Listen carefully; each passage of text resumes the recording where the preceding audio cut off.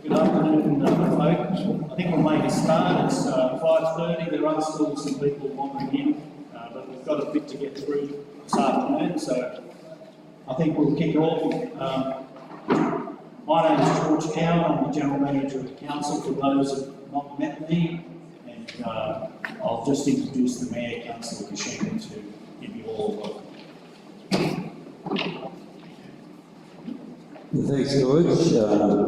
As John Manager said, I'm the opportunity as the Mayor of Barellan Shire. I'm joined tonight by our new Deputy Mayor, Councillor Sue Ruffles, and Councillor Jenny Clark, who you'd all know very well. She's been around and serving for quite a long time.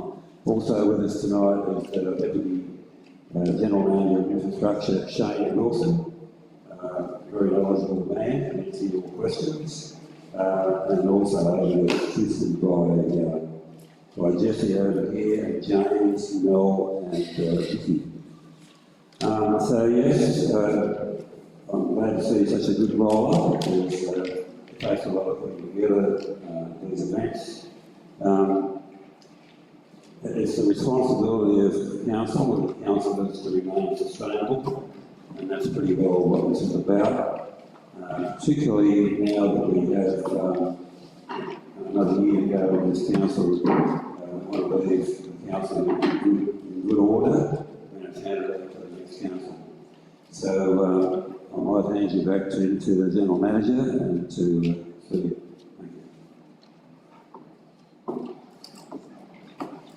Thanks very much, Neville. And as Neville said, we have got a group of people here to present the information and to answer your questions. I hope that each one of you have been able to get the frequently asked questions sheet, and there should also be a submission page as well. Now, we'll talk about that as we get a little bit further into the presentation. Before I get into the details, it's customary at council events to acknowledge the traditional owners of the land of the Barellan people and to pay our respects to the elders, past, present and emerging.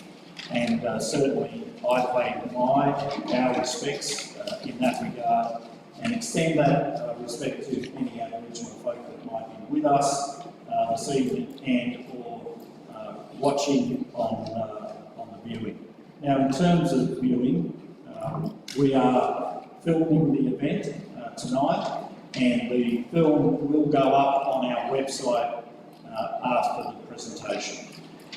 Unfortunately, we can't live stream it, mostly because we haven't been able to achieve that with our technology at the moment, but we are going to record, film and place that up as a record of the proceedings.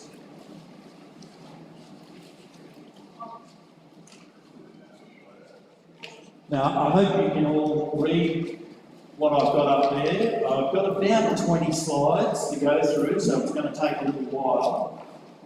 And during the course of that presentation, I'm happy to take questions as we go. One of the drawbacks of being in the industry for as long as I have been is that you learn the local government lingo and it becomes quite natural. And so if I talk about something that you don't understand, please put your hand up. We've got a microphone and it will be made available to you so that you can use the microphone, and that again will come through on our recording.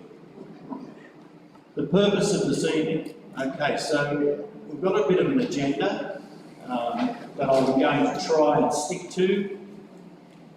You'd all be aware now that the council has taken a decision to have community consultation around a special variation. I want to be able to explain to you tonight why that decision has been taken and the cause and effect, what it will mean to you as a landowner if it goes ahead, and what the expected outcomes might be. I really want to make sure that everyone that leaves here has got a better understanding of the proposal and what it means and how to make the submission. So I don't want anyone sitting and then going home wondering about something. Please take the opportunity to ask a question or make a statement. I will promise you that I'll respect your views. I'm not here tonight to argue. I'm simply going to present the information, try and make sure that you understand and what's proposed, the process and what's involved, and then be in a position to make a submission. And I'll go into that in more detail later. There's a lot of different ways you can do that. All of these submissions will be gathered up and presented to the council meeting in November. So that's the plan for tonight. Now, if we get through all of this stuff, I'm happy to talk about any other council issues that might be of concern to you, and I'm sure that Shane would be delighted to give you a bit of an update on the sewerage.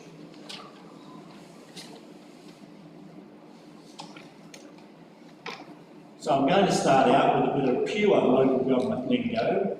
This is an extract from the Local Government Act. And it's the reason that I and the councillors are here with you tonight. Early on in the Act, in Section 8, there's a set of requirements that the legislation sets upon the council.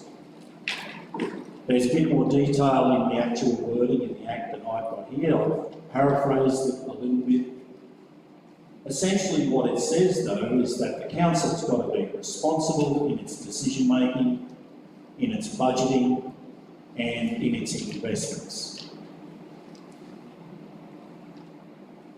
The reason that we're here tonight, the council and myself, is because we take those things seriously.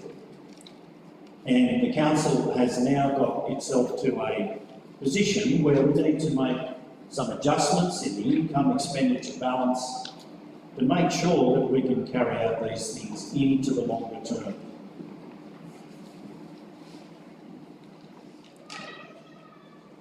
Now, you probably won't be able to see that, but that's a Barellan rate notice. And I know that there's many farmers in the room. This is a property that's in town.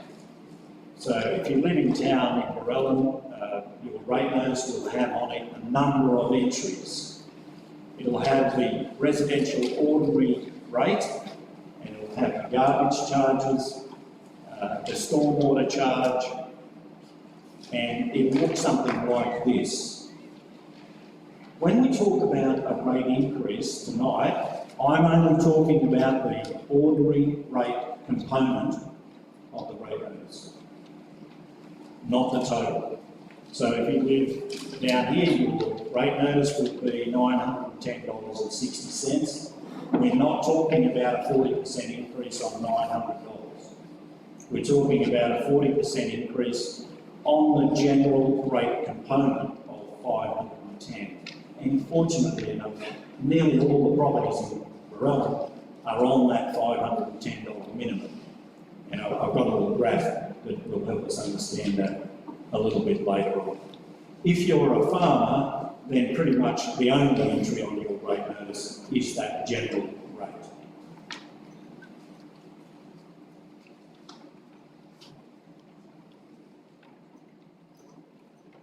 So a little bit of historical content. I don't know whether you understand the mechanics, but I'm sure everyone has heard of rate pegging. Rate pegging only relates to that general fund component. It doesn't affect the other rates. It only affects general fund. And it commenced in New South Wales, and I'm going to go with 1981 or 1982. It's about 50 years. For the first 20 years, or no, 25 years, the rate pegging limit annually was set by the Minister for Local Government. And it was very much a random number. One of the things that was a characteristic of it always was that it was a politically expedient amount, and it was less than the cost increases that the councils in New South Wales faced. in about 2010, I think, the responsibility for calculating the rate peg limit was handed over to IPAR. Now, if you've heard of IPAR, they do a lot of the setting of increases for government charges, and they do the local government rate peg limit.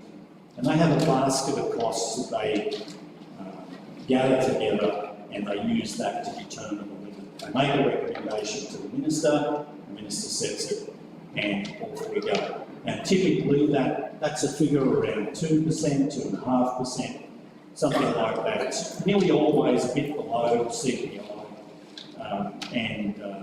And so that's been going on for quite some time. IPAR are currently reviewing the methodology that they use. They've promised us a better way of working it out because the current methodology doesn't work very well. The aspect of it that I wanted to just make clear to you is that over a long period of time, the allowable increase that councils have had for their income has been less than the increase of their costs. Now, most of you would understand a home budget, many of you understand a farm budget or a business budget, and if you have a year where your income is less than your expenditure, you can generally cope with it. You're eating your savings, you don't do some things that you'd like to do, but you make do. And even if it goes on for 2 or 3 years, you can survive. Narangba Shire Council has had this rate pegging over its head for 40 years. And so progressively, it has had to use its reserves, cut back on things where it's able to, and I'll show you some examples of that soon, and generally make do. Well, for a number of reasons, we've got to a point where that's no longer sustainable. And the council now does not meet the basic financial indicators that the same government that sets this requires us to meet.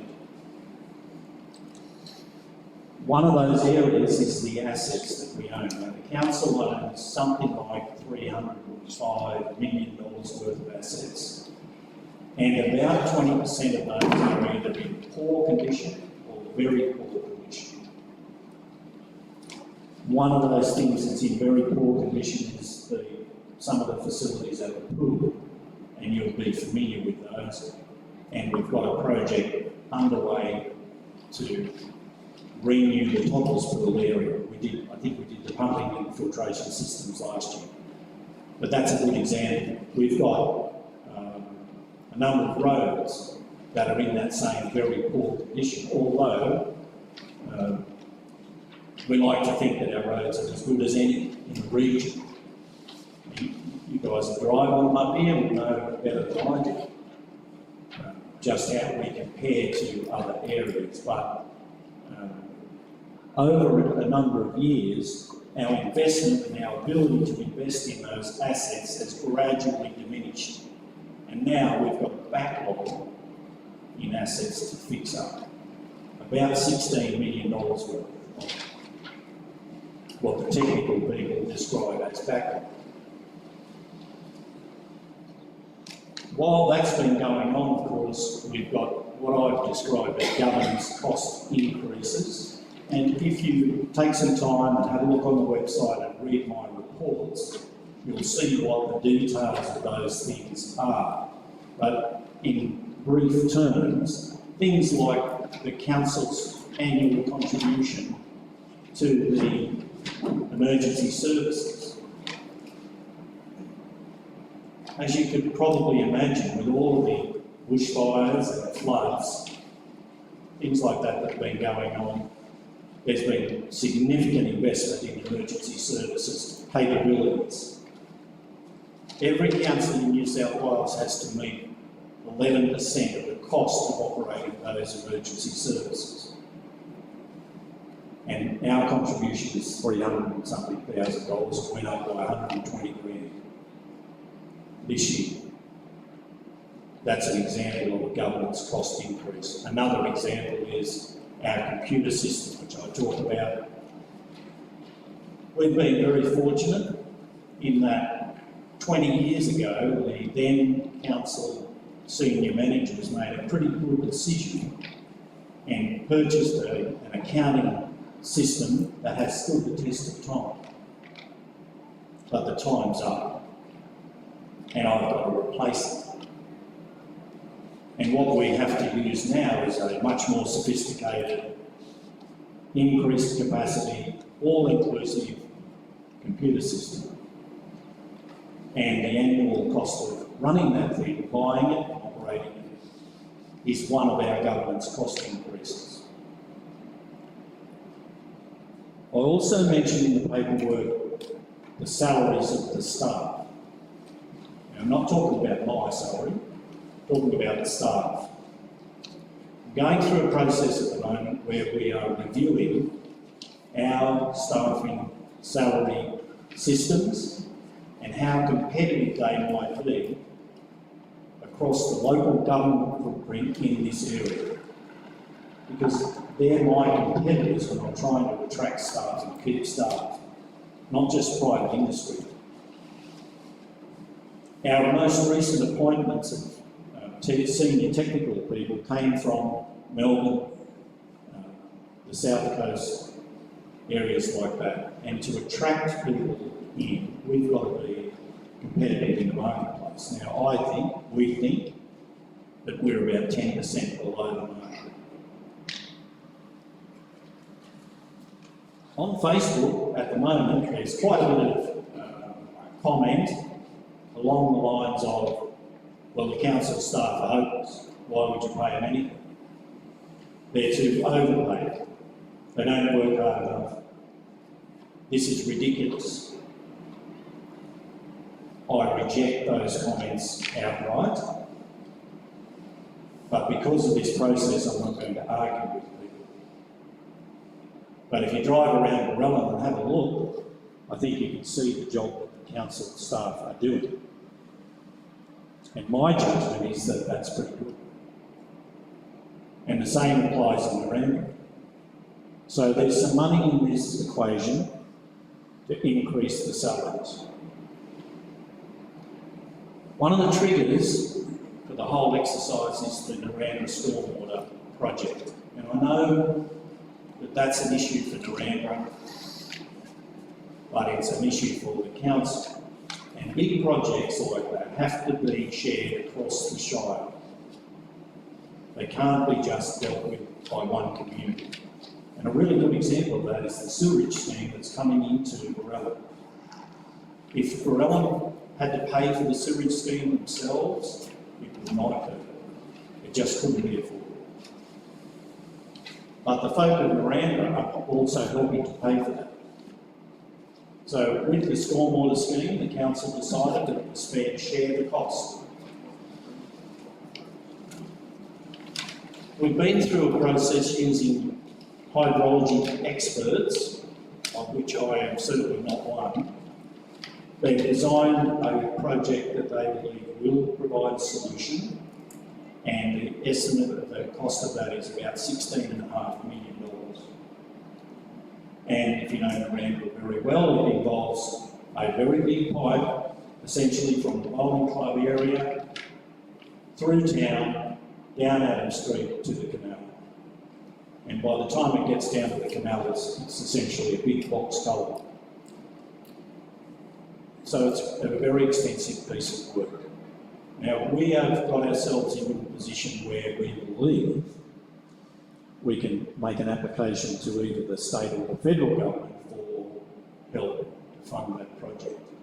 But we've estimated in this exercise the cost of a loan to meet the council's share. I mentioned earlier about the rate pegging. The impact of that is that there's, over time, been the development of what I'm describing as a structural deficit. The government set, and this comes from the federal government through the state to us, but they set a number of benchmarks. And if you're really bored and you want to have a look at the council's financial reports, in the back of the financial reports there's a set of about 8 indicators. And they're in graphs, so they're easy to understand. But one of those is really important. Well, they're all important, but one of them is relevant to this conversation.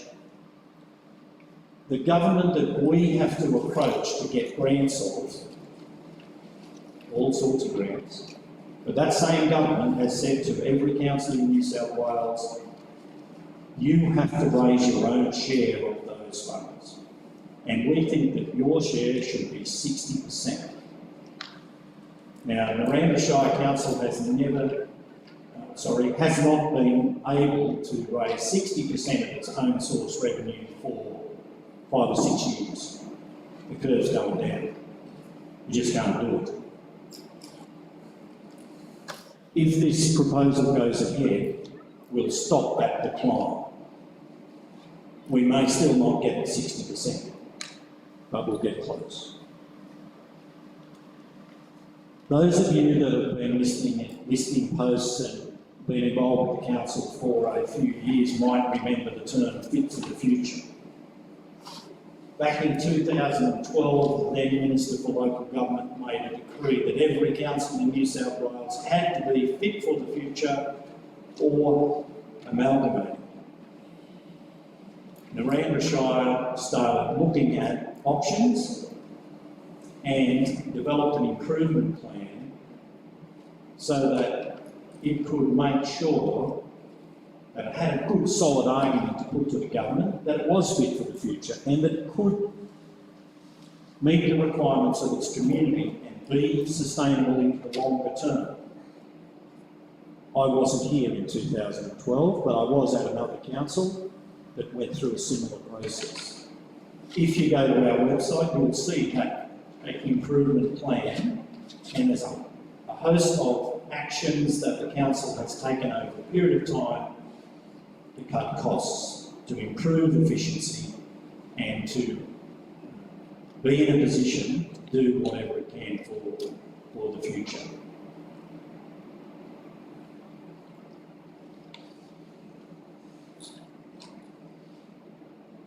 Now I want to talk about the rates because that's why we're here. I don't know whether you can read those numbers, but that is the current rate structure for 22-23. So in our council, we've essentially got 3 main categories of rate. We've got farmland, we've got residential. There are 2 subcategories in residential, and we've got business, and there are 2 subcategories in business. There's a minimum, and there's an estimated value for each of those. And you'll see that for farmland, the rate in the dollar that's used to determine your rating level is 18 cents. If you live in a house in Barellan, it's 69 cents. If you live in a house in Miranda, it's 61. And the businesses are $1.03 and $1.64. Now we use those percentages to multiply against the land values that the Barellan General of New South Wales provide us. We don't have any influence over that process. Every couple of years, the Barellan General goes around, usually they use local consultants to do it, but they will go around and based on sales in the area, they will come up with new valuations for every property in the shire.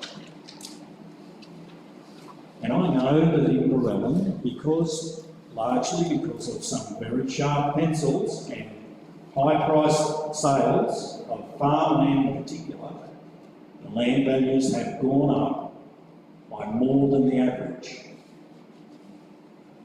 So if you just imagine For farmland, there's 880 assessments across the Shire, and there's a yield of 3.2 million. If the Valuer General goes and values all of those properties, and they don't go up by the same amount, people's rates change as a result of that. And I know a couple of properties on the edge of the Miranda where the valuations have doubled in the last 3 times. They've gone from 200 and something thousand, nearly $500,000. I haven't taken the trouble to look at the farms in Barellan, but I know, around Barellan, but I know, because I'm told, that this end of the Shire went up by more than the bottom end of the Shire at the last valuation. So you might have already had an increase in 22-23 that was more than 3.5%. Anyway, that's the structure we're using at the moment. And you can see the differences in the rate in the dollar.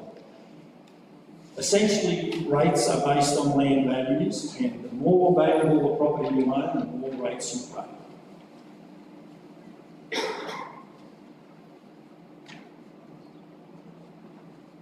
Now, I hope you can read this with the colours in it, but in terms of overall yield, we get about $5.5 million in general rates a year, and at the moment, 58% of that rate income comes from our farming community.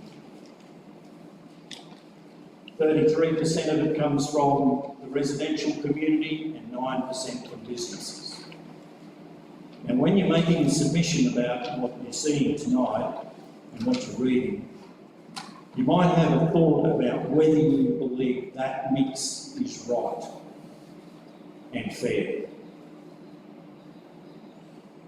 As I said before, we're only talking about the general rate, we're not talking about water or sewerage or waste. One of the quirks of local government accounting, of course, is that you can't cross-pollinate. So I can't take money out of general fund and spend it in the water fund, and vice versa. The entire cost of running a water supply or a sewerage scheme has to be met by the people connected to it. So everyone in Miranda is talking about the need for a new filtration plant. I can't go and ask the farmers to pay for it. Similarly, with the sewerage scheme in Barellan, the people that have to pay for that are the ones that are connected to the scheme.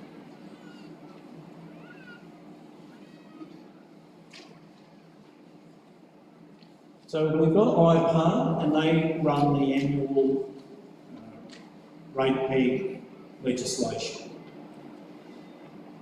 And part of their setup is a provision that allows for special variations.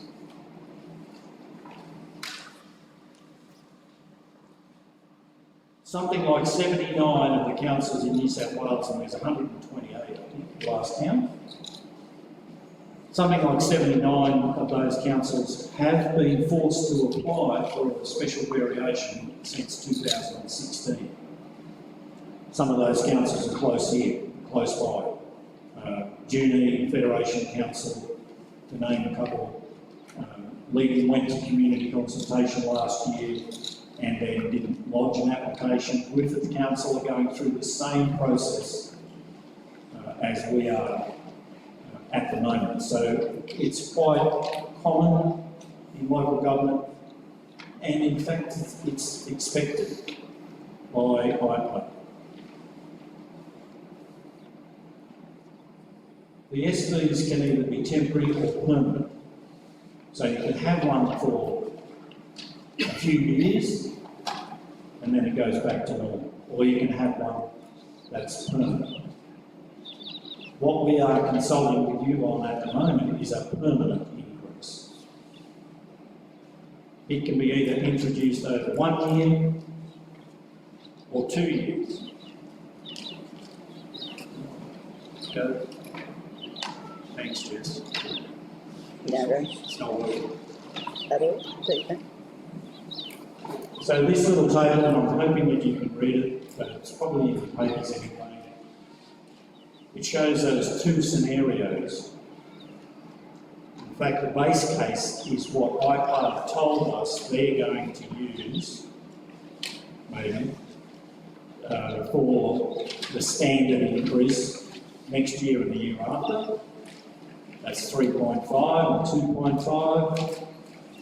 The two options that are out for consultation, scenario 1 is 41.5 and 2.5, and the 2-year option is 25.5 and 18, and they don't add across, so if you try to do that, it won't quite work, because the second year percentage applies to the increase of the first year percentage.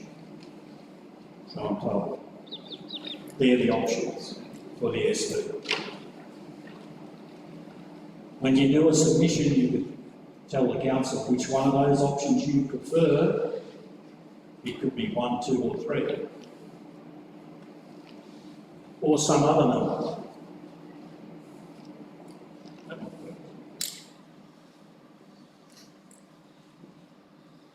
So I just want to talk about the 41.5.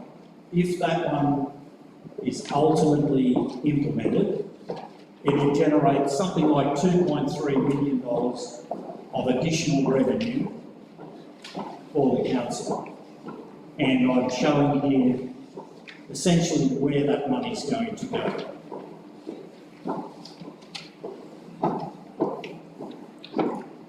Every council and every community I know want to at least maintain existing services. No one wants to go backwards. Funding depreciation is something that is a really important mechanism for councils to meet their generational obligations. And a funny thing happened with depreciation a few years ago that makes it very difficult for us. Most people think of depreciation along the lines of you buy a car, you depreciate it over the life of the car, you think it's going to last you for 10 years. At the end of the 10 years, it's got a value and you trade it in. And that's how it works. In local government, it used to work like that. It doesn't anymore. We are now managed by the Audit Office of New South Wales, and from an accounting perspective, we've got to meet the requirements of the local government accounting standards.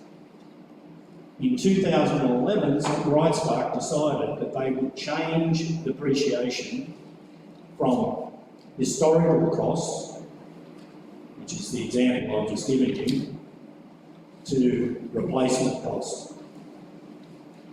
So every year for most of our assets, and every couple of years for some of our assets, we have to revalue our assets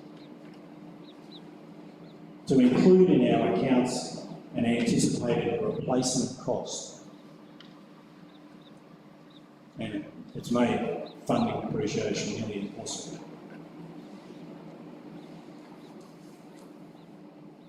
I mentioned the other triggers for the job, the stormwater system in Narrandera. We think that it's going to cost about $16.5 million, and what I've included here is the interest repayment on a loan for what we think might be our share. We don't really know what our share is going to be, and we don't know whether we can get a grant at this point, but there are schemes that we can apply for. And you can imagine, just think back to 22, there was floods in every town in Australia. And so some towns have been totally devastated, others have problems like Miranda where they just had floods. We're trying to avoid it. So there's a lot of pressure on those grant programs. There's a lot of people in the line in front of us.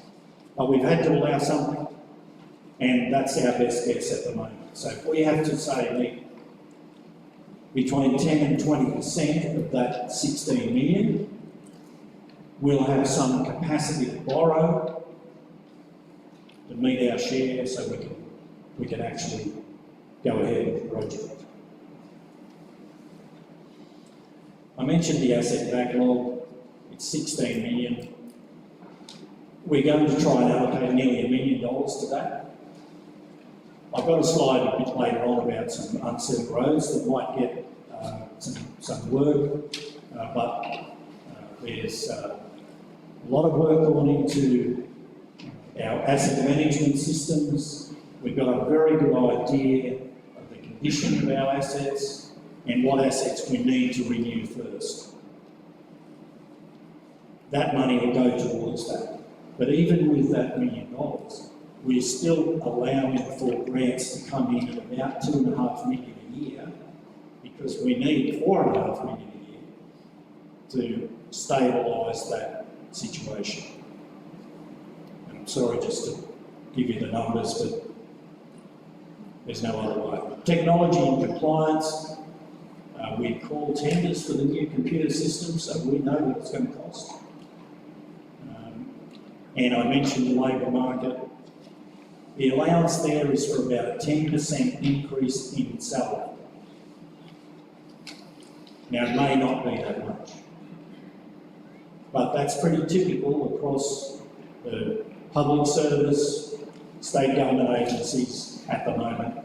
I wouldn't be surprised if it comes out around those figures.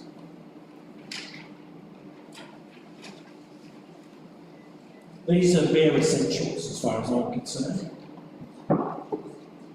I'm trying to position the council so it can take advantage of opportunities, and I'm going to talk about a few of them in more detail later. But you might be aware, for example, that we've sold all the land in the industrial estate in Barellan. There's new businesses coming in there. That's the sort of thing that our community wants. But we've got to build a new industrial estate so that we can do that again. Really, really important that council has the capacity to cope with the current challenges and to take advantage of some of the future opportunities. I mentioned the roads. There's 4 of them. We might have even started some of that stuff. I think we're about to start Barellan Road, possibly some work at Geddes as well, I'm not sure. And there's about 250 kilometres of gravel road. Now that's just in this region here. So that's tripled across the Shire, and it's just for the next period. We're still compiling the list of served roads that will receive support.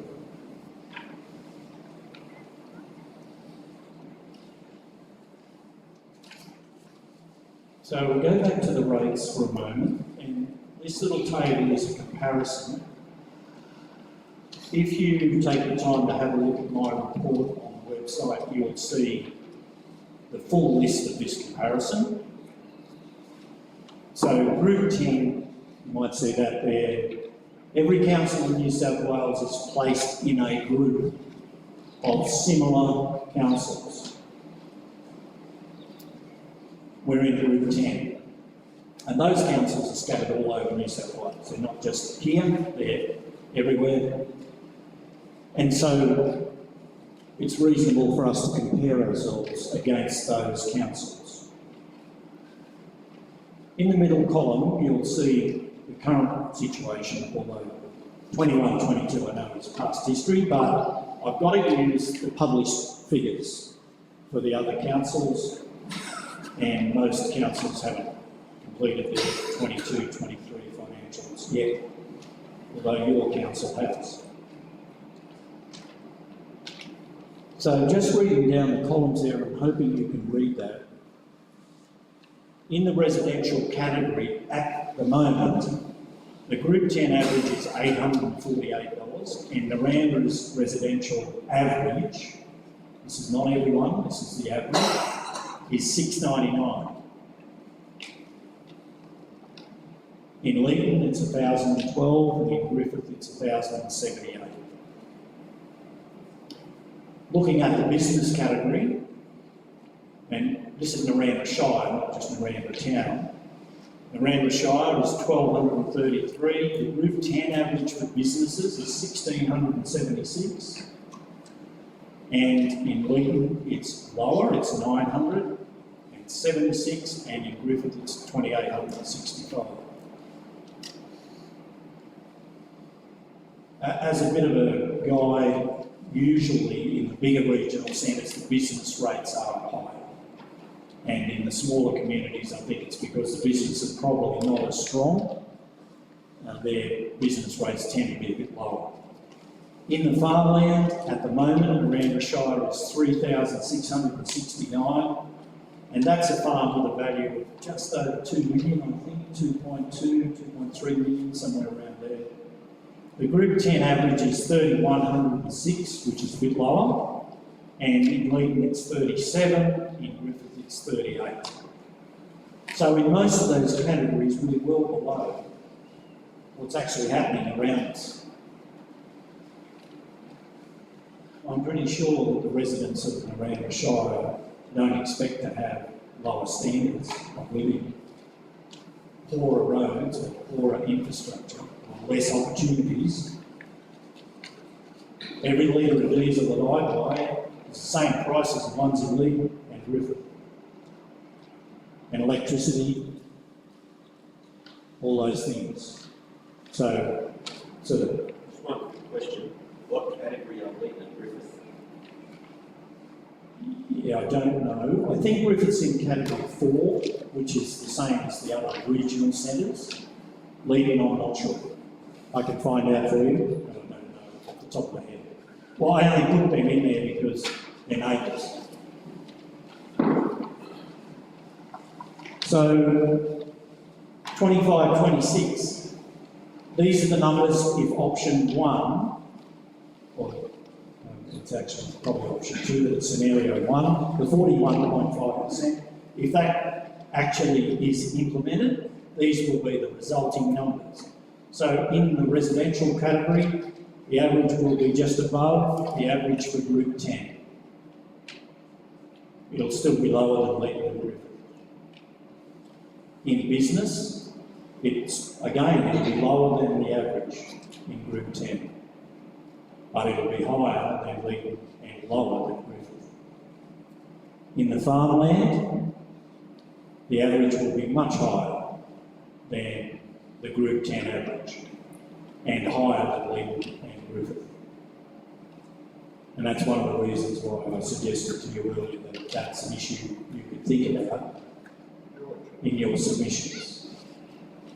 Why do you expect us to pay the same rates as Narangba when we can't even get a footpath in the other room we have it?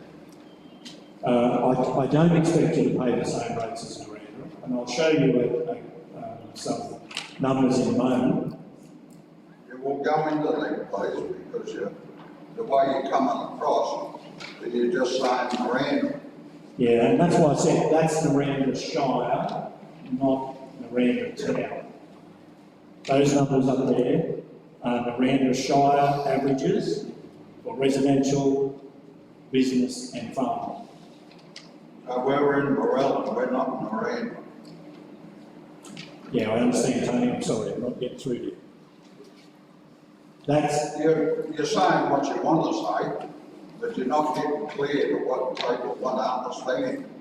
right, well, hopefully the little graph I've got in a minute will help. Well, nobody can see it. The ones up front might be able to see it, but nobody else can. There's chairs down here if you'd like to come down.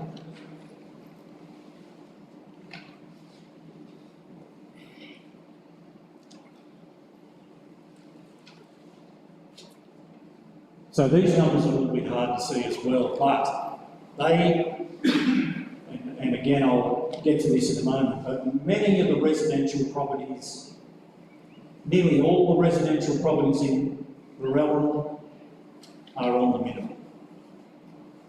And at the moment that minimum is $510.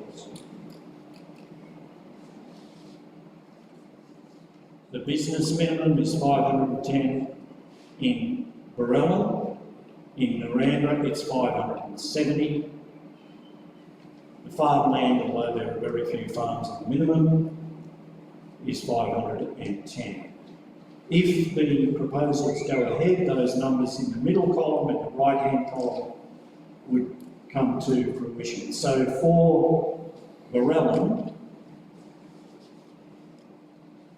you're looking at 720, which is an increase of $210 for the general rate for the residential category.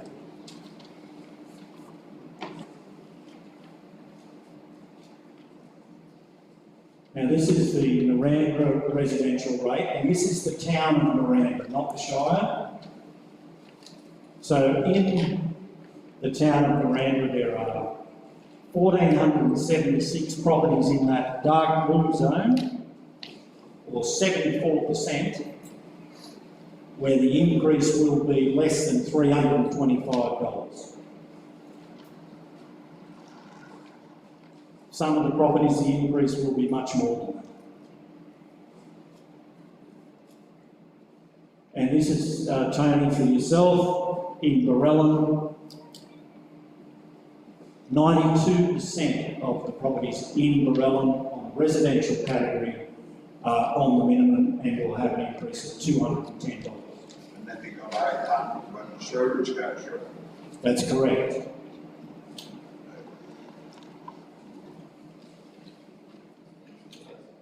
Yeah.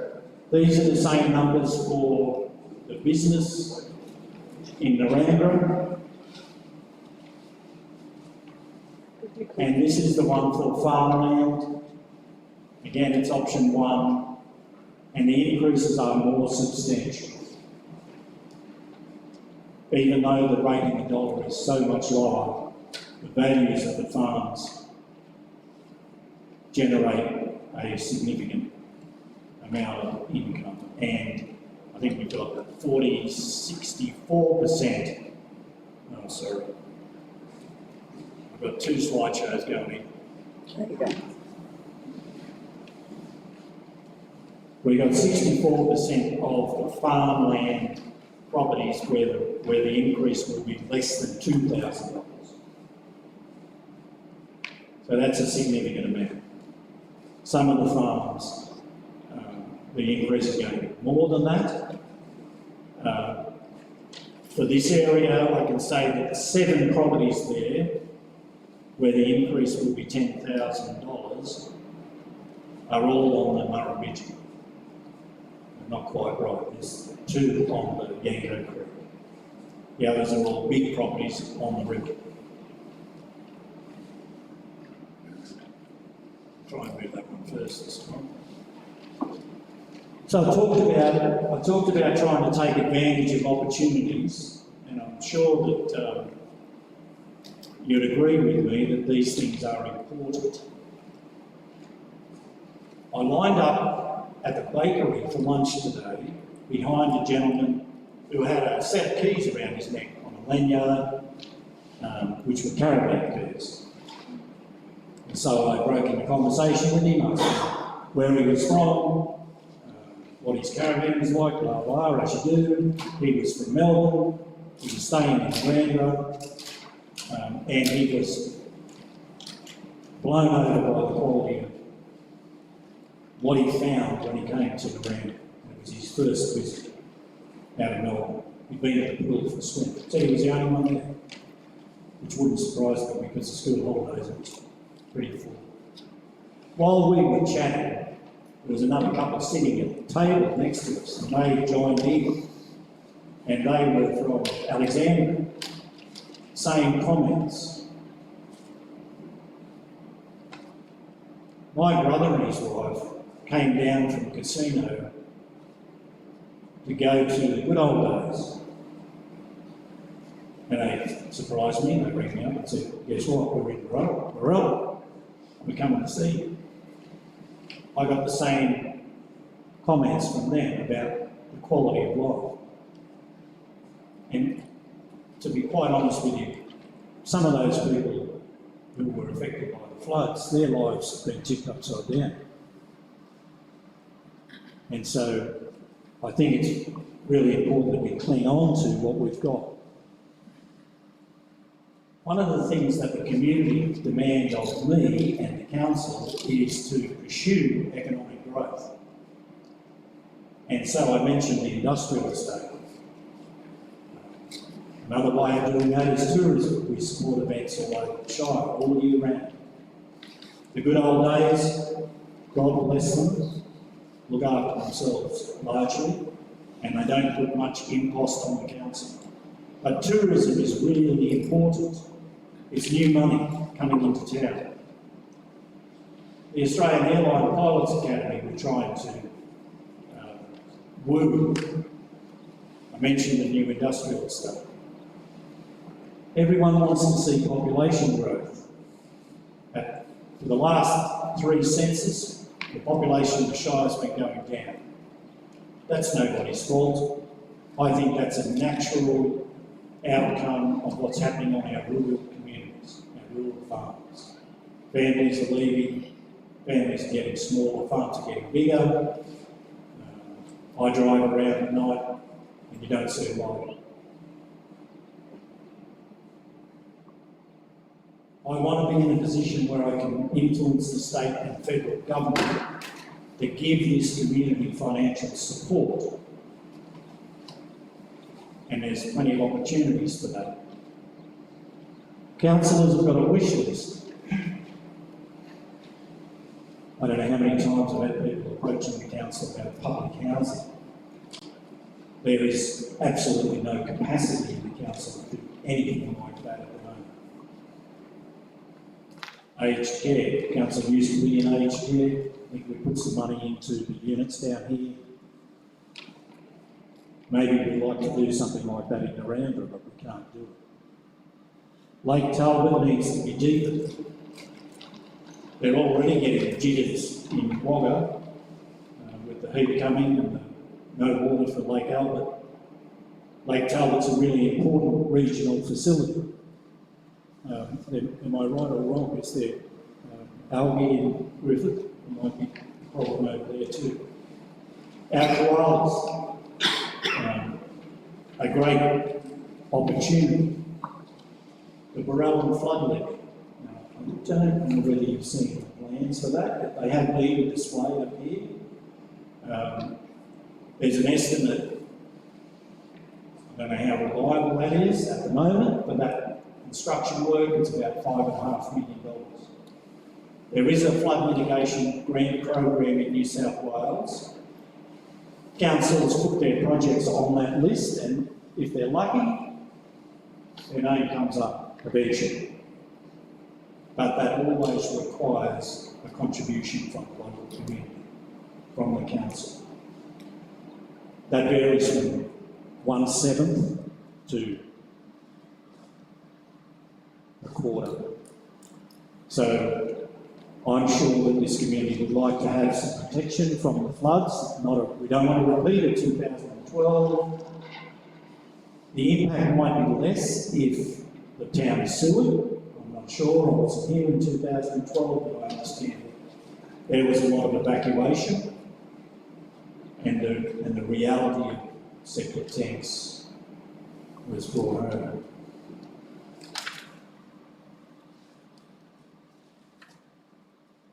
One of the very important questions that I will ask the council is, can your community afford this? And my answer is that most of the community can afford it. We engaged consultants to prepare an affordability report, and they've done that. It's on our website for you to have a look at. And it analyses the various areas of the Shire and their capacity to pay based on the information in the last census. So this is information that you provided, not me. The reality is that there's an uneven spread of capacity. We've got some folk in the community who are significantly disadvantaged socially. A lot of those are renters, a lot of those are in government housing, but a lot of them own properties too, pensioners and the like. required. As I indicated in the numbers there, the majority of residents, the vast majority of residents, are going to have an increase of less than the average. And of course, the current pensioner rebates and hardship policies apply. So any ratepayer that gets into trouble can approach the council for some relief. So that's an important issue for IPAR to do. I'm getting near the end. I'm sorry to be preaching at you. I don't need to do that. These are the outcomes if the variation goes ahead. Okay? So the council will become financially sustainable with no ongoing deficits. Now that is on the basis that a future council, and in September next year we will get a future council, doesn't raise the biggie tier for some other project. The council would be able to continue to deliver the current level of services, and we could start to address the asset backlog. So even though there's a big increase in the farming area, the council's capacity to do more improvements in the road system will increase. We can do the technology and the compliance. We become competitive in the marketplace. And that might sound like a, I don't know, maybe something that's a bit over the top. I don't think everyone in the city appreciates the challenges of being in a rural council. Even though the council is small, we've got everything. We've got sewer schemes, we've got water supplies, we've got an airport that has to be run, we build roads, we've just finished building 2 bridges, we've got drainage systems to look after, we've got planners that have to be able to deal with complex planning. We're the centre of the universe for solar farms and DAs. And the wind farms are not far behind, they're coming. I have to have staff that are competent and proficient and qualified, because that's what you need. So it's really important that I can attract those quality people. Now that's not a slight on our current staff. I personally believe our current staff are excellent, but sometimes it's damn hard to get. We might be able to capitalise on opportunities at the industrial lands and the pilot training in Canada. I'm talking here about taking advantage of future opportunities and meeting current challenges. You might not appreciate this, but I mentioned earlier that I can't raid the biggie tier. Now we've got money in reserves, but in 2022 we had a storm event on the 6th of January. We had 2 storms on the 26th of January, I think. 29 and 30, the next weekend. And we had floods basically from August through to November. And those events caused millions of dollars worth of damage, a lot of which has not been repaired, but a lot of it has been repaired. And we've had to find the money to carry out those temporary urgent repairs without reimbursement. The first cheque started to flow through a week ago. Hundreds of thousands of dollars the council has to be able to use to respond to that, because I can't say, well, we're not going to fix it until we get the flood damage drained. That's not going to work. So you've got to be able to cope with those challenges. And if you keep pulling the reserves down, the capacity to do that is taken away. And you read the papers, just like I do. There are examples of councils in New South Wales that have left this process too late, or done the wrong thing, used reserves they weren't entitled to use, and got themselves into very serious trouble. That happens here. The first people to go are the elected members. the new administrator would come in, and the next person to go would be me. I don't want that.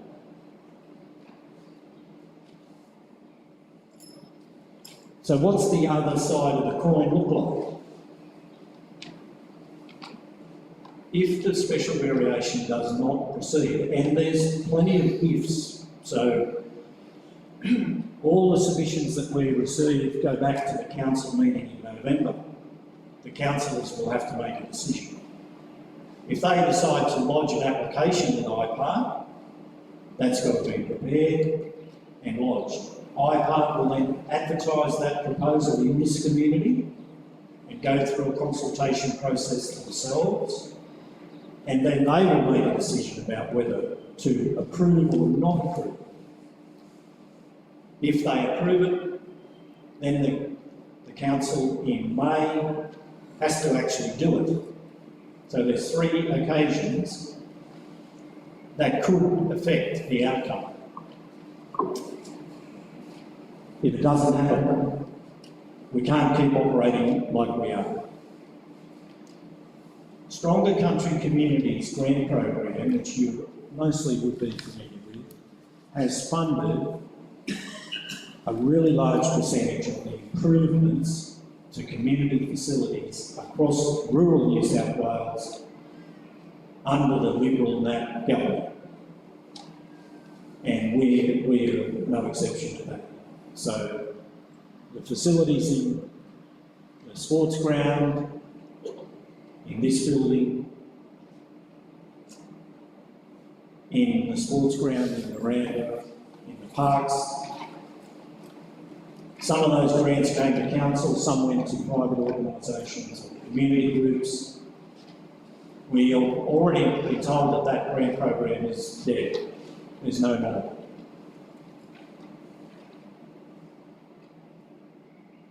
There are other grant programs that the same fate as before. State government ones in particular, and it's typical of a new government when they come in, they all say, well, the cupboard's there, they spend it all, we can't help you. Hopefully by the end of the term, some of that might have turned around. But at the moment, we believe firmly that the grants will continue to dry up and it's going to be harder and harder to get grants. Now, if you want to know what that looks like, cast your mind back to prior to Stronger Country Communities. When I arrived in Miranda, shortly after that, I went to a conference in Leeton, in the theatre, of all places. I don't think you can have a conference in there at the moment, but hopefully they'll get it finished. At the end of the session, they asked for questions. And the conference was run by local government New South Wales, and there were state and federal politicians in the room. And I stood up and I suggested to them all that one of the things that they could do to benefit all the rural communities, particularly those in Western New South Wales, was to come up with some money to fund the swimming pools. Fix all the swimming pools. We've done some work here. We haven't finished. We've done a lot of work in Miranda and we haven't finished. But if you go back to 2015, 16, what was it really like? I know the one in Barellan was falling apart and could easily have been closed. All the community halls have had a refresh. Tony? You give that Sheila over in Lake McGower to stop. Yeah, they've had some problems. Big problem. All, Unclear. yeah, all the community halls have had a refresh. And some of those have been pretty extensive, like Binya Hall is a good example of that. But there are others, this one, Grom, Sandigo, where we'll be in a couple of nights' time. They were in really poor condition, and now they're very, very much livable. So, if the grants dry up, how is that work going to be funded into the future? That's what I'm asking myself. Unfortunately, costs are going to keep going up. God only knows what the cost of fuel is going to be in a month's time with what's going on over yonder. Compliance, we know that's never going to stop. We've already got requirements for next year's accounting year that we have to meet, in addition to our current stuff. So the first thing we will do is review service levels. We have to try and make some cuts. I can't tell you what that would look like. Fees and charges, we'd have to try and increase them, although that is a really small source of funds anyway, and the community really don't want to pay anymore. We've asked them a couple of times. They're happy to pay what they're paying. Most community groups come to the council and say, please waive the fee. I've got one on my desk at the moment. Waive the fee for next year for this facility, because we can't afford to pay it. The stormwater upgrades, the only way they would proceed would be if they were entirely funded on a grant. Now, I'm not saying that's not possible, but my money's on no. I don't believe that could happen. It might not flood again. That's a possibility. It flooded twice in a month, but it hadn't flooded for 40 years. So it might be another 40. But I've got a bit of a thing in my head. The public meeting we had in February after that flood was really one of the worst I've been to for a long time. The people in the room, they were filled with anxiety. They were demanding that the council do something, and quite strong in their criticism that something hadn't already been done. And the reason it hadn't been done is because the council couldn't afford it. They didn't have any money. Asset renewal in the same boat. Those opportunities that I talked about would be lost. That would result in an inevitable reduction in staff numbers. The council is the biggest employer in the Shire. I don't think we can afford to lose 20 or 30 staff. And certainly there'd be no increase in salaries. So the whole thing would go backwards. Now, when you make a submission, and I think we're going to do a survey in a week or two on your submission, if you say no to this increase, please give me something about your view on these issues. What can we do with that? Or what can we do less with? Let me know how you feel.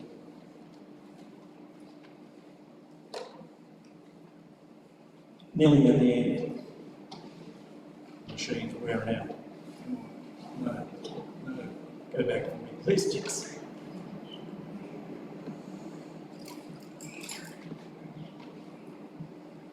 So we're on how can you have your say.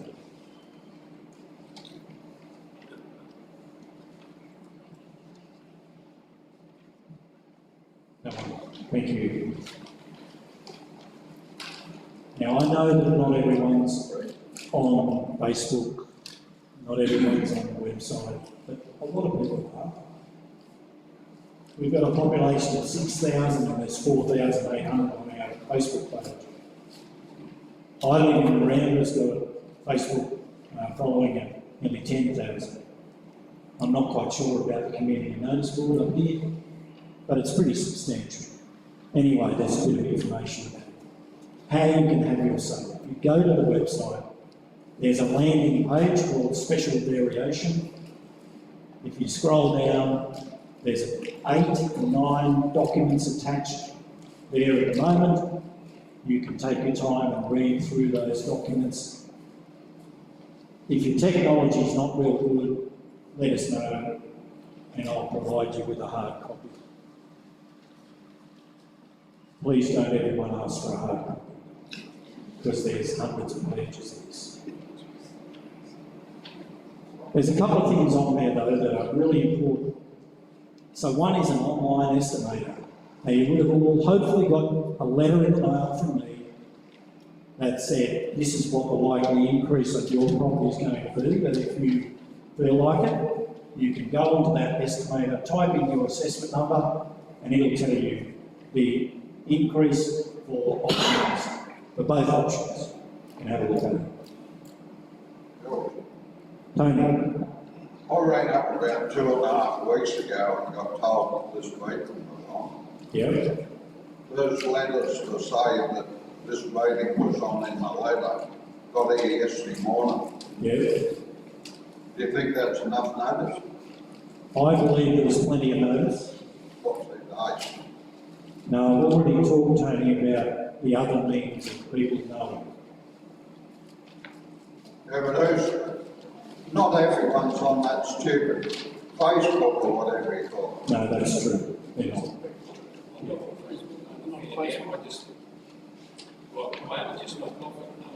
You can't count on the next door neighbour saying, oh, they're going to have something down here. Thank you. We're going to go, Tony, 2 weeks. we're going to go one person at a time. Commissioner. And it did take longer than I anticipated the letters to go out.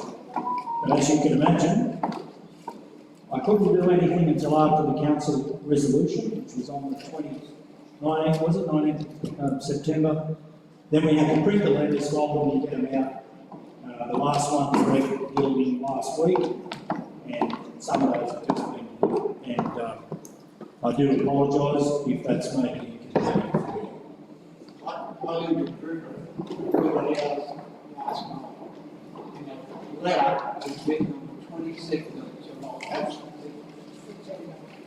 Yeah, I was just going to say the same thing. Our letter's dated the 22nd of September and it arrived yesterday.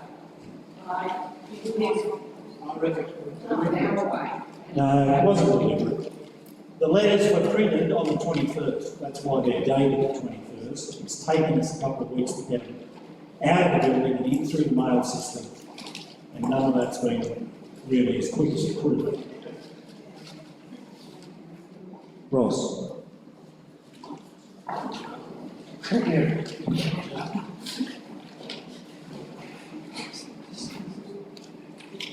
I appreciate the information you've given us, but you need to be aware too that farmers generally are looking down the barrel of El Nino. There's livestock prices are going through the floor. We don't know what will happen with grain prices. So that land value that you're working on to establish a rate could be very down, which is unusual, but it could happen. It has happened before. I think to bring up almost a 50% increase is poor time to do it. So my question is, if you have regular meetings, how wasn't this predicament anticipated? Thanks, Ross. I'm not certain about what's going to happen with land values. That's how you establish the rates. Yes, I do, but I don't make it for land values. My observation in my lifetime has been that mostly land values go up and not down. I'm fine with it. Yeah. And I agree with you 100% that there's never a good time to increase the rates. Never.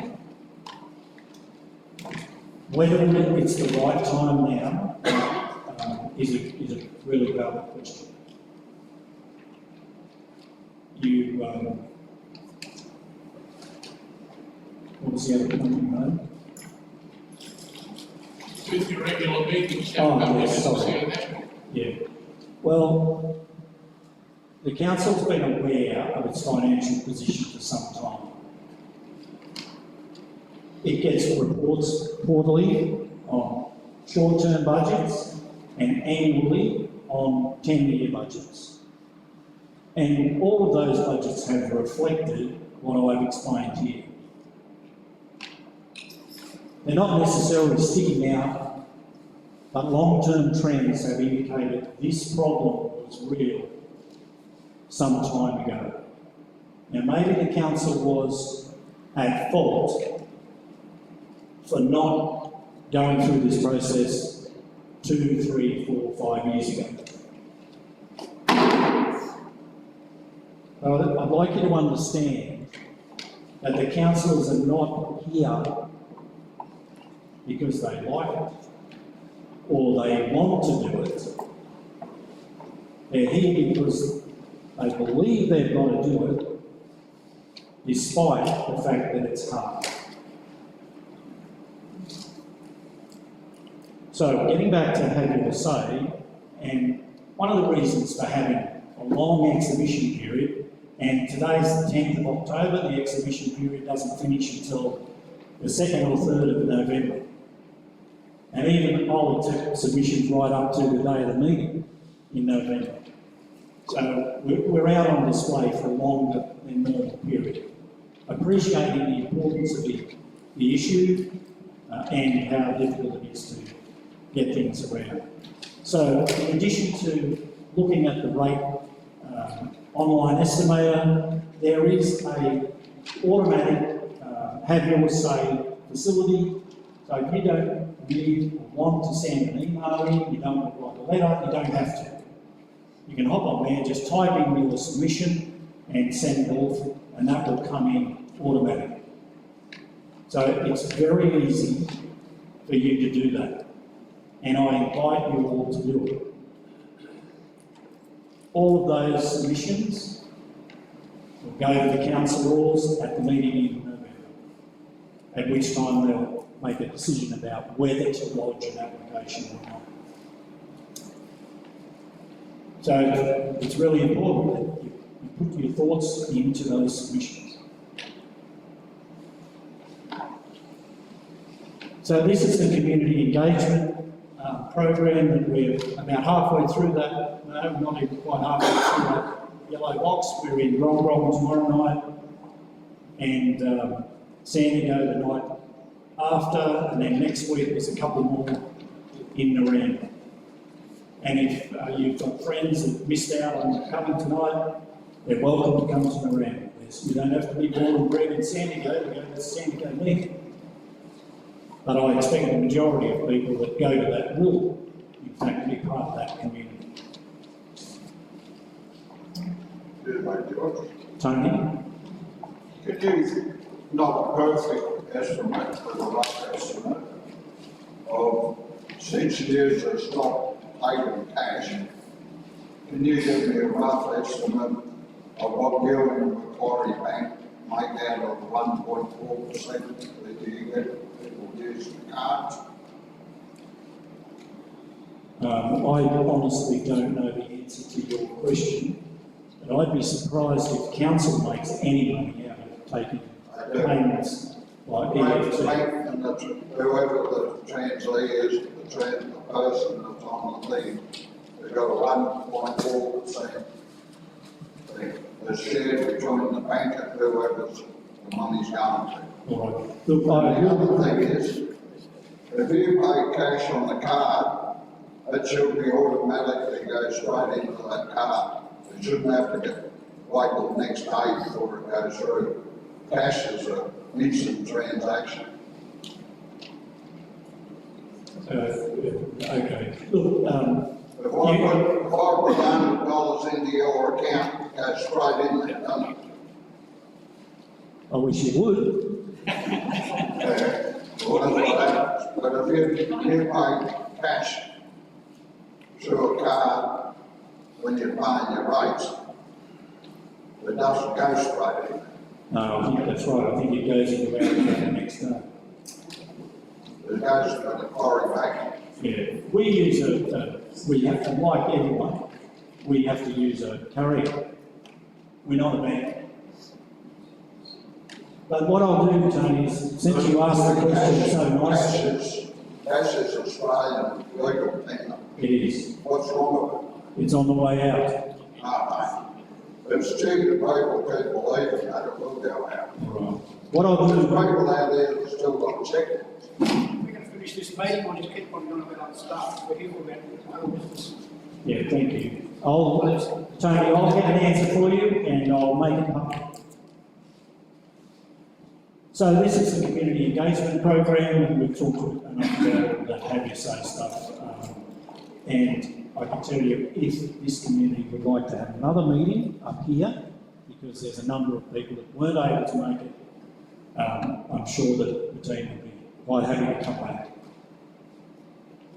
So, There's a couple of things I'd like to mention. Is the truck that goes around from Narendra, all around these places does road patching. There must be a way to make that more efficient, was one. Secondly, with the septic or the sewage going in, and the excess dirt, just an idea, you talk about it all around this place for flooding, instead of taking the dirt out there, it's not being efficient. And I should know about that, because that's how our operators are. There's that one there. And also today, I come here with the idea of learning about the sewage, the cost, the connections. I've been fortunate enough, my neighbour told me about today, so I was able to come here to bring me up to update. I stand over, but that's all I was saying. Thank you. thank you. They're good suggestions. And I'm sure our BGM is taking that on board. Now, this is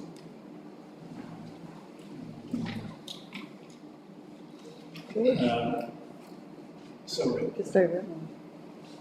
Yeah. On the question of the car patcher, why does he only build about one hole in every five that's around it? And he's got other vehicles driving up behind, telling everybody that they're there, and they don't fill the holes up. They're twice as deep or 4 times as deep, but they'll fill one and leave the next one. That's been happening on this bad section of road. I travel every day, and it's an absolute disgrace. Yeah, well, I've got some news for you in relation to the main road, and that is that the council is no longer responsible for it. And if you think the standard of our work has been poor, you might be able to make an assessment of what Transport for New South Wales achieve over the next little while. And we haven't taken that decision lightly. Essentially, we've been booted out. The requirements by Transport for New South Wales in terms of engineering expertise and processing were just too much for us to meet. So we've had to hand that contract back in, and I think that's already started. Over there, Mel. Thanks. Yeah, just Brad Richards. Mate, I know you said the main roads are being fixed by a different department. I've had a couple of, well, more than a couple of instances where the council of Narendra to fix our Kamara and Narendra road over the last 4 or 5 years, and it met with some really ridiculous answers in solving my problems. With slashing, I had one of your men tell me that my road was slashed, and I drive out 50 metres from the house and look at the road, obviously not slashed. And he said to me, my GPS locator said that track was being past your place and to Kamara. And I said, well, he must have had the slasher up when the road went, because no slashing was done. And he basically called me a liar. He said, I disagree with you. Well, that was calling me a liar. I then sent photos of my daughter, about that tall, standing with gum trees within 1 metre to 2 metres of that road. These gum trees take years to grow. One of your guys told me basically I was a liar. I had to ring again and say, listen, Sunshine, I'm not lying. This needs to be addressed. Also with broken birds on the side of the road. I talked to Barry Hines 3 years ago about cleaning around the rural creeks, about access into the creek. Nothing's happened. I've also ran about 3 months ago to the new manager that's taken Barry's job about, are you coming out with the excavator to remove material out of the drain so the drain will drain from the road out into the rural creek and stop flooding on our properties? Still nothing. So this is nearly 4 years. I know you said to the department you've got pride in your employees, that's good for you. But I can also tell some of your employees aren't up to the job, or they need a kick in the backside.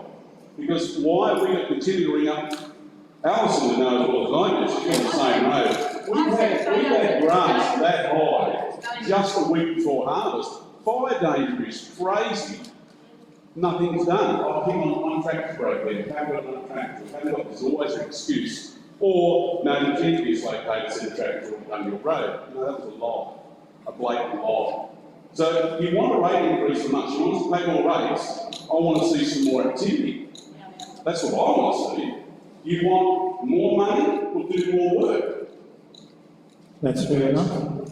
And now you've raised that issue, I'm sure that we can follow it up. I'd be very, very disappointed if one of my staff called a member of the public a liar. Very disappointed. I wouldn't condone that for 1 minute. I've got photos on my phone, I can show you the truth, I've got them right now. I don't doubt that, and I'll be honest with you. You can drive all over the Riverina, all over Australia, and there's suckers growing in gutters, because the old practice of cleaning out gutters to the fence line, it just doesn't happen anymore on a regular basis. You drive the Sturt Highway and have a look at that. It's exactly the same. That standard is different now to what it used to be. You've got to be aware that we've got machinery crossing roads trying to have visibility problems because of the truck on the side of the road. And that was one of my issues I mentioned to one of your employees. You drive a road grader across that road, I've got to get out of the camp, I've got to walk to the middle of the road, look left, look right, otherwise I'll pull out, I can't, the grader will be on the road and I'll kill someone because I can't see. Is that acceptable? And they're also school bus roads. Down those roads. Anyway, look, we've taken that on board, and I'm sure that Shane will talk to the staff that you mentioned, and we'll get a bit of an update on that. Over here first. I'm on the road, Green Road. Yep. I sent photos of the edge of the road, and when you pass 2 trucks, you can't get off the road. And it has not been graded for 30 years. I guarantee you. And the edge of the road is more dangerous, and I've sent photos and emails, and they come out with their little truck and put a bit of tar on the edge and patch it. It's not bloody good enough, and someone is going to get hurt. And we've wrote letters, I've sent bloody photos in. You can put a bloody basketball in some of the holes on the edge of it. Come out and have a bloody look. I will. And as far as the little creek plates, you flood and you funnel it into a little trench like a bloody bottle top, and then you build up the wonderful road to Willows, stop the water from running there. We tried to tell you this, you couldn't listen to us local people who live on the bloody creek, and then it pushes it into the road. Listen to your local people first, and then we start using engineering people. Thank you. Yeah? You can Well, follow up. I've sent you 3 emails, and nothing's been done. Have they- And I tell you what, if I've got to pick the body up off that road, you will be the first one I will ring. Because it's dangerous. Thank you. I will follow that up. You will follow, but you come out and I'll meet you where the road, I'll meet you where them potholes are. How- On the side of that edge of that road. How- Don't worry about the trees, because we've got to get on the bloody road and off the road. Yes. And we've got trucks coming along here, yeah, bring the big trucks in, no worries. You make the roads big enough for them trucks to go on. Because we should be able to travel to safety, to work and town.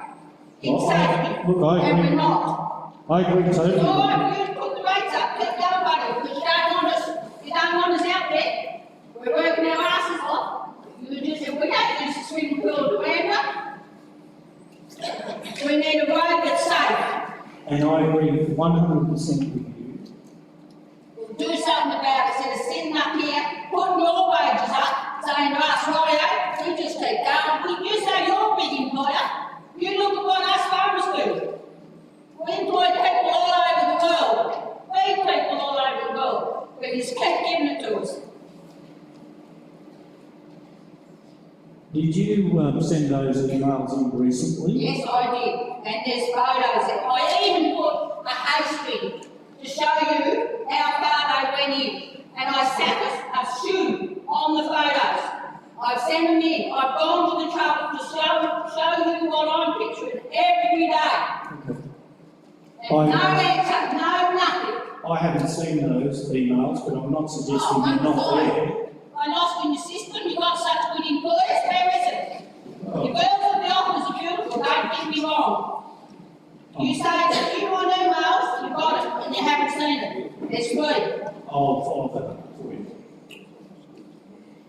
Sir. I'd like to ask you, how often do your maintenance men go around and check the road? Because we're down here off the one. Every road that comes this way to Robert Hall Road has not had a road on it since it's been flooded all the winter. And there's patches there, if people don't know that road, you'll drop a good foot in a lot of the holes. And I was at a meeting here 2 years ago, and I was told that yes, we'd have that done.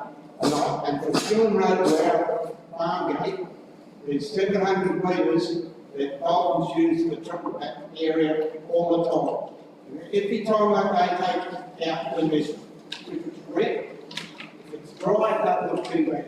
But it's an absolute disgrace. We've been there nearly 35 years. Never had one piece of gravel put on that section, and we supply the water for only 32 years, because it's 2 years ago that I had a go at the councillors at Pinyon, and they haven't used our water out of our dam since. But they never put another piece of gravel in.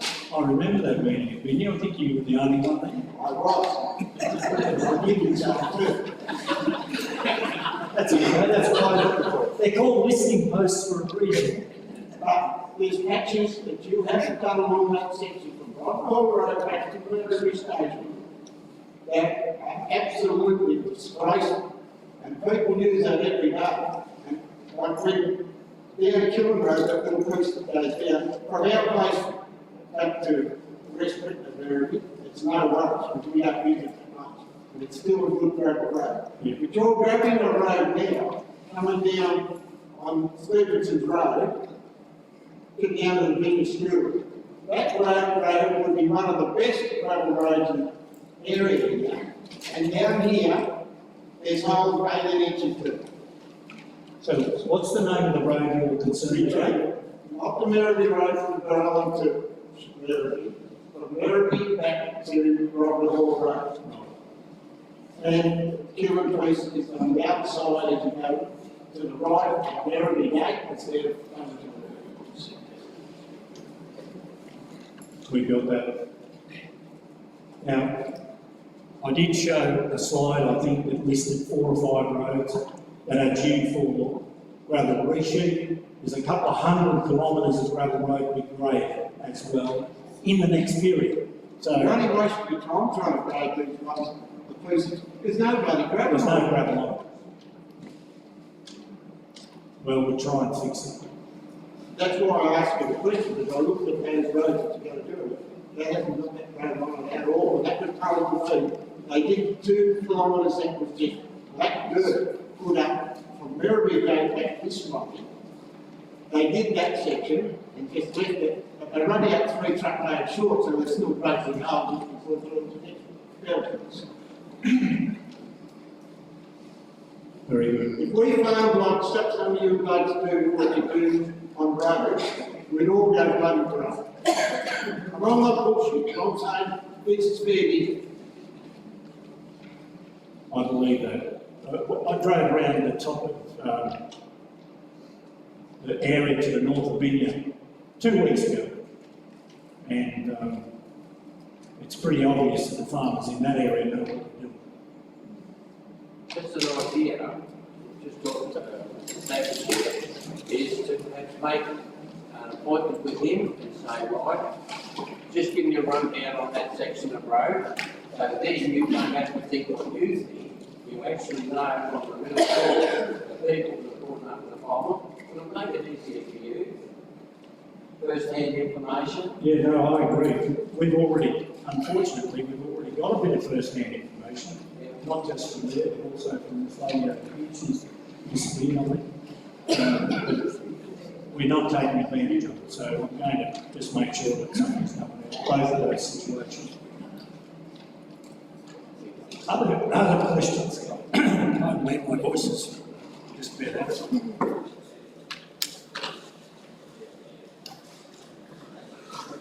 Jess, can you find the sewage slide for me?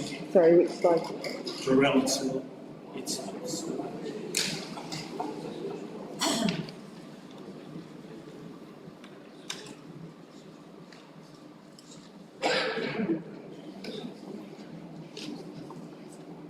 have you got the Barellan one up there or not? Doesn't look like it.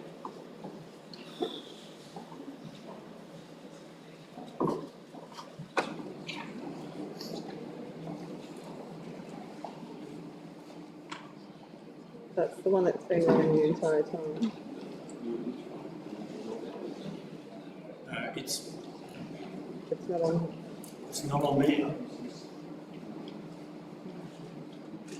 All right, we'll just talk to it. You'd be aware that the construction work has commenced for the sewage scheme. We're hoping that that'll be finished by certainly before this time next year. Unfortunately, the best tender we got was considerably more than the funding, so the council's had to go and borrow a bit more money to make up the difference. The scheme's been a long time in the cooking, but we finally got there in terms of delivery. Tony was right. He was talking about the $800 annual rate charge. There will be a $1,600 connection fee. As part of the construction process, the contractors will provide every property with a connection point. For those properties that are occupied, they will actually connect to the scheme. When we get that in right, and that letter you send out, it just says the connection fee, it doesn't say from that house to the sewer line or anything like that. All it's saying is you're doing the connection. We're being told that it's from the house down to the sewer line. Yeah, that's that. Yeah, but it doesn't say that on the letter. We'll try and keep you up to speed, Tony, as the process goes on. Obviously, it's going to be a bit progressive. Put the mains in first. I know people in town that have asked me, they were reading the letter and they've said to me, is it connection from the house to the sewer pipe? Yes. I said, yeah, I'll bring them up, and they've said that. Yes. They said, well, it doesn't say that in the letter. Correct, that's what's done. Can I have the mic? Yeah. My name's Mark Erickson Chain. I spoke to you about a week or two ago about the sewage. Now, you guarantee, on the letter that Tony's talking about, it says just a standard service connection fee. We want something that says all the way from the pipe appearance in the back laneway, all the way to our house and connected to the house. Because the letter only says, a lot of people around here do not understand it. I spoke to Shane about this, so he's guaranteed what would it take to get a letter to say, right from the pipe, the back laneway, all the way to the house and outside the pipe. Happy to do I'd like to that. speak on that, George. Yeah. What will be happening is, we're not allowed to enter your property and just undertake works. A letter will go out to every property owner explaining the council wishes to connect, a licensed plumber connect your dwelling to the new sewer and undertake those works in there. So that letter will come. Those connections are 6 months away before we start going into those. So they'll be sent to the property owners. There's a lot of people that are tenants, so they'll go to the property owners and there'll be a return slip on the bottom where they actually consent to that work being done by council at no cost to the property owner. Is that right? You said the letter will be out before Christmas. Yeah, well, and that's what I'm hoping to. I've now got the schedule. I mentioned I was waiting for the schedule. I've now got the schedule.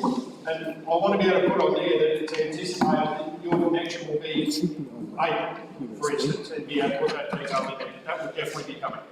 Yeah, that's all right, but we still get a letter that say that 1,600 covers all that. It actually does say that in there. It doesn't say specifically the connection, it says all capital works. So the only charges that will be applied are the 1,600 and then the annual rate. That is it. There's no other charges. And yes, are going to get rid of the outstanding. No, we decommission at the time, yes. And can I ask you, or you might be better off George answering this because I don't think you're here at the time. A lot of people that come to town and bought houses and they got made to put one of those environment-friendly sewage systems in. At the same time, they had no options about anything else, and they got a letter from the council saying they had to put them in. And in the middle of the same time, you put a brand new septic system in at the swimming pool. So how's it work for one lot and it doesn't work for the other lot? Tony, look, anybody that's in that position that approaches you, can you please ask them to contact me? Why can you put a septic system in the swimming pool, but the people that have bought houses here can't put a septic system in? They've had to fork out $20,000 for They are a septic system. They're an Aussie Clean Environment septic system. Yeah, they are. It's the same thing. And Tony, to my understanding, the pool, like every other property in the Randolph, will be connected to the sewer. There's sports ground and the showground going to be hooked up. Yep. And also, some people might want this, I don't know, it's up to them, but like you're leaving from Miranda Road, the other side out, and some of the people up this end out. In 5, 10 years' time, they might want to hook up with the sewer, it's going to cost them maybe 5 times more to do it, isn't it, by then? So why not do the whole lot now? Well, honestly, mate, that's just a hypothetical on property that really is nowhere near yours.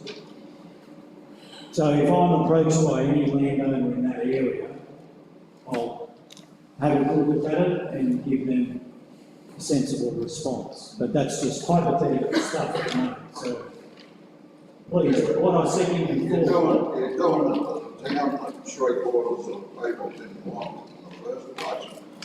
So why not do the whole town? Like that, now everyone's got to take it, haven't they? It's already started. Yes, everyone does have to take it and it will be connected. But you're leaving half the town out. To be honest, Tony, the sewage thing's been happening for about 36 years. 1999, they said it's unfeasible, it won't work in Barellan. Well, That was a study in 85% of 1999. the septic systems are condemned in town. All right, look, I've got to thank you up there, and as I said, I'm happy to come back if there are other folk that missed out. We're going to put the record of this meeting on our website so they can sit and watch that anyway and get an update. And I think that's the third one that's going to be on the website. So the combined effect there is going to cover most of the issues, I believe. Don't forget to fill out a submission form, get it into the council so that the councillors are well aware of how you feel.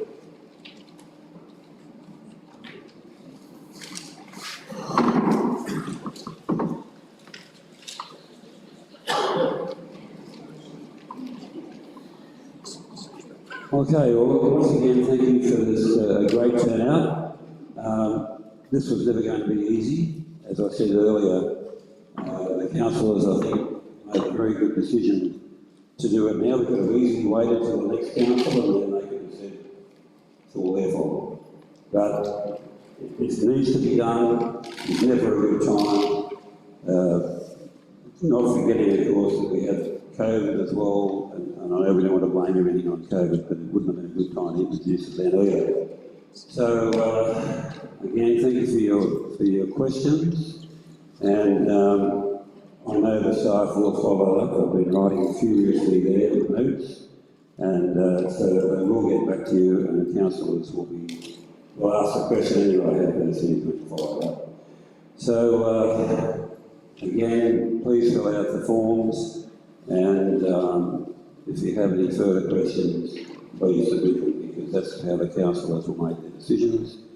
We're the ones who will ultimately approve whatever happens. So thank you again, and all the best. Thank you.